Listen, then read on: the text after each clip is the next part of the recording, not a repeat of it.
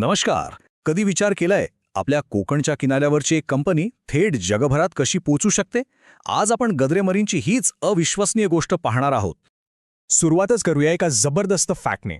सुरिमी म्हणजे fish paste बनवण्याच्या बाबतीत अख्ख्या जगात एका भारतीय कंपनीचा नंबर लागतो तिसरा.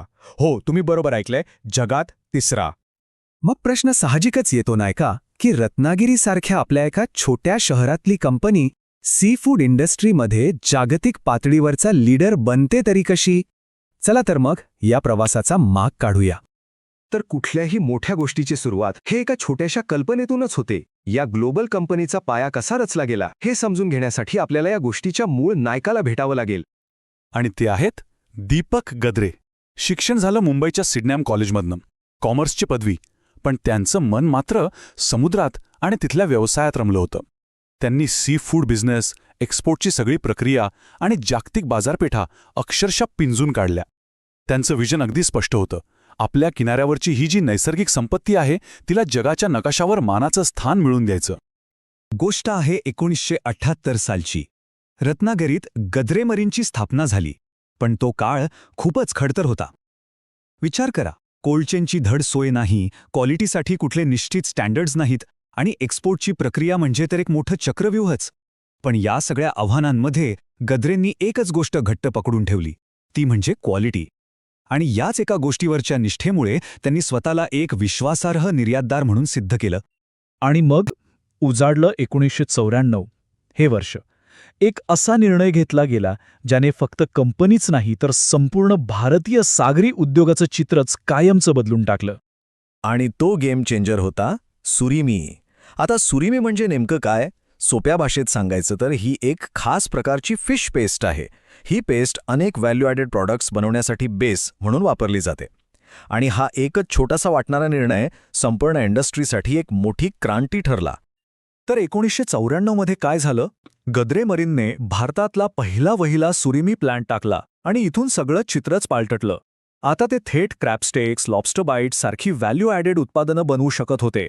याचा फायदा काय झाला? एकतर कच्च्या माशांच्या सीझनवर अवलंबून राहणं कमी झालं आणि सगळ्यात महत्त्वाचं म्हणजे यामुळे जपान, युरोप, अमेरिका यांसारख्या प्रचंड मोठ्या बाजारपेठांची दारं त्यांच्यासाठी अक्षरशः सताड उघडली गेली. तर या एका क्रांतिकारक कल्पनेमुळे कंपनीने जागतिक स्तरावर आपलं नाव कोरण्याची सुरुवात केली. आज जर आपण गद्रे मरीनच्या प्रॉडक्ट्सकडे पाहिलं तर त्यांची ओळख फक्त सुरिमीपुरती राहिलेली नाही. त्यांच्या पोर्टफोलिओमध्ये आता क्रॅबस्टेक्स, लॉबस्टर बाईट्स आहेत, कोळंबी, स्क्विड, कटलफिश आणि अनेक प्रकारच्या फ्रोझन सी फूडची एक मोठीच्या मोठी रेंज आहे.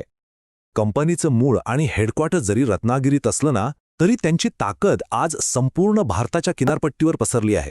महाराष्ट्र, गुजरात, कर्नाटक, अगदी ओडिशापर्यंत सगळीकडे त्यांचे अत्याधुनिक प्रोसेसिंग प्लांट्स आहेत. ही आहे त्यांची खरी मेड इन इंडिया पॉवर. आणि विचार करा, या भारतीय प्लांट्समधून तयार होणारा माल जातो कुठे? तर थेट जपान, चीन, थायलंड, युरोप आणि अमेरिकेसारख्या मोठ्या मार्केट्समध्ये. म्हणजे प्रवास बघा, कोकणच्या किनाऱ्यावरून थेट जगाच्या कानाकोपऱ्यात. पण बघा, कोणतीही कंपनी फक्त तिच्या प्रोडक्ट्समुळे मोठी होत नाही, नाही का? या यशाच्या मुळाशी आहेत काही पक्की तत्त्व आणि ती तत्त्व जपणारी माणसं. दीपक गद्रे नेहमी सांगतात, त्यांच्या यशाचा फॉर्म्युला फक्त 3 शब्दांमध्ये आहे: व्हॅल्यू ॲडिशन, क्वालिटी आणि सस्टेनेबिलिटी. म्हणजेच मूल्यवर्धन, गुणवत्ता आणि शाश्वतता. हे 3च स्तंभ त्यांच्या संपूर्ण कंपनीच्या कल्चरचा पाया आहेत.